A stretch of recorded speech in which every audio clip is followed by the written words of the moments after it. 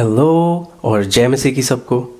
ये कितनी अद्भुत बात है कि परमेश्वर अपने उद्देश्यों को हमारे हृदय में डालता है, अपनी इच्छाओं को हमारे हृदय में डालता है और फिर हमें बल देता है कि हम उन विषयों को, अपने जीवन के उद्देश्य को पूरा कर सकें। इससे अद्भुत और क्या हो सकता है। जब भी मैं इस विषय के बारे में सोचता हूँ मैं आश्चर्य से भर जाता हूँ। और यही हमने देखा था फिलिपियों 2 अध्याय के 13वें पद में कि वही है जो अपनी स्वेच्छा निमित्त तुम्हारे मन में इच्छा और काम दोनों बातों को करने का प्रभाव डालता है। तो क्यों ना आज हम 14वें पद से आरंभ करें। फिलिपियों 2 अध्याय उसका 14वां पद लिखा है, सब काम बिना कुड़कुड़ाए और बिना विवाद के किया करो। यहां 2 बातें पौलुस हमें कह रहा है। एक, जो कुछ तुम करो उसमें बिल्कुल भी कुड़कुड़ाना मत परमेश्वर के प्रति। अपने हृदय में जरा सी भी कुड़कुड़ाहट या शंका परमेश्वर के प्रति मत करना अपने दिनचर्या जीवन में जो भी तुम कर रहे हो। और दूसरी बात वो कहता है कि और बाकी काम जब तुम करते हो बिना विवाद के किया करो, बिना झगड़े, बिना बहस के आपस में। पहले कह रहा है कुड़कुड़ाओ मत परमेश्वर के प्रति, फिर कह रहा है आपस में बहस मत करो। अगर हम ऐसा करते हैं तो फिर देखते हैं आगे वो क्या कह रहा है, ताकि तुम निर्दोष और भोले होकर टेढ़े और हठीले लोगों के बीच में परमेश्वर के निष्कलंक संतान बने रहो। अब आप बोलोगे हम निर्दोष, दोष रहित किए गए हैं उस क्रूस के कार्य के कारण जो प्रभु यीशु ने हमारे लिए किया, ताकि हम पिता के सामने आज निर्दोष, दोष रहित ठहरे। हाँ, ये सच है, इसमें बिल्कुल भी कोई शंका की बात है ही नहीं। पर ये जो कार्य आत्मा में प्रभु ने हमारे लिए किया है, हम व्यक्तिगत जीवन में, प्रगट जीवन में उसको पूरा करते हैं कैसे? उस सच पर चलकर। जब हम अपने दिनचर्या जीवन में निर्दोष और भोले बने रहते हैं, मन के शुद्ध, विवेक को शुद्ध रखते हैं, तब क्या हो रहा है, संसार के बाकी लोगों में और हम में फर्क दिखेगा। तो अगर हम बाकी लोगों की तरह जिनको इस सच के बारे में नहीं पता, अगर वैसी हमारी भी चाल चलन हो, हमारी बोलचाल वैसी हो और हम कहें कि नहीं हमने उद्धार पा लिया है, प्रभु ने सब कुछ कर दिया है, धन्यवाद, और फिर हमारे व्यवहार में, हमारे स्वभाव में और उनमें क्या फर्क है? कैसे पता लगेगा कि ये सच हमने ग्रहण किया है? कैसे हम एक उदाहरण रख सकते हैं उनके सामने? जब हम निर्दोष और भोले होकर इन लोगों के बीच में परमेश्वर के निष्कलंक संतान बने रहते हैं। क्योंकि पौलुस आगे कह रहा है, जिनके बीच में तुम जीवन का वचन लिए हुए जगत में जलते दीपकों के समान दिखाई देते हो।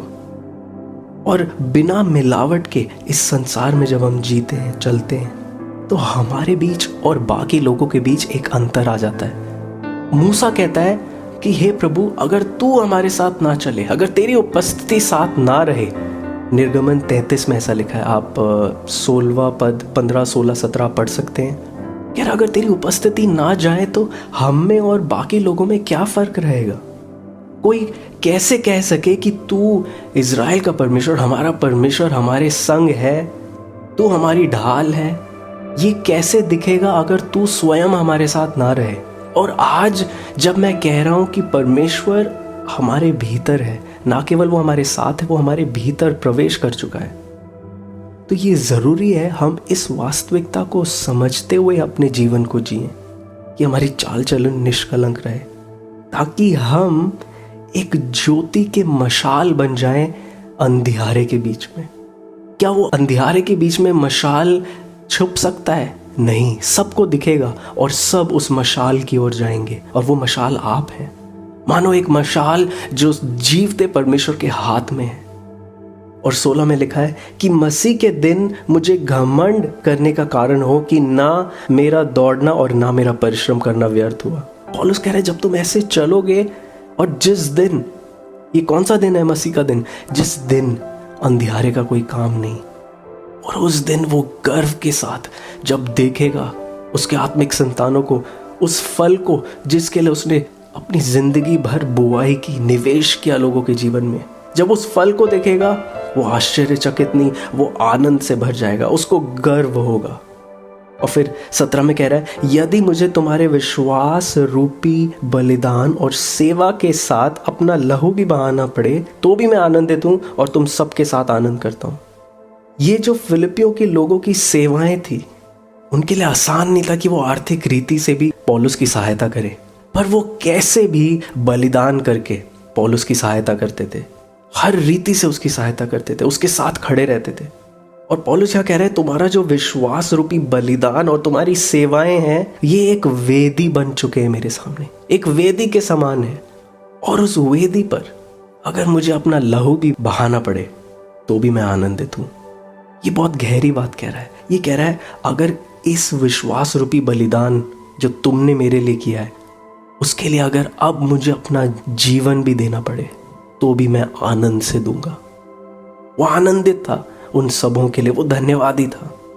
और फिर वो कहता है, वैसे ही तुम भी आनंदित हो और मेरे साथ आनंद करो।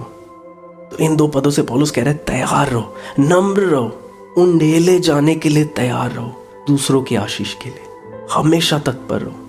ना केवल अपने विषयों के लिए जियो, वरन दूसरों के लिए उमड़ने के लिए तैयार हो जाओ।